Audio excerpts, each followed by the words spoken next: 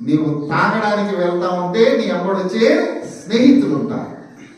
నీవు తినడానికి వెళ్తూ ఉంటే తినడానికి వచ్చే స్నేహితులు ఉంటారు.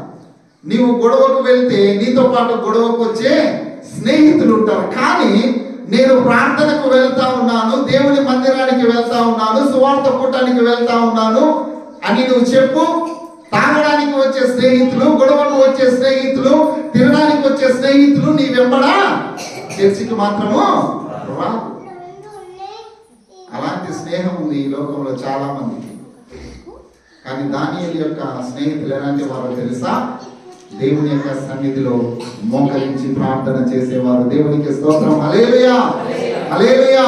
అందుకే దేవుడు అంటాడు, ఇదిగో ఈ లోక స్నేహము అది దేవునికి వైర్యము. అందుకే మనం లోకంలో ఎవరితో స్నేహం చేస్తా ఉన్నాం?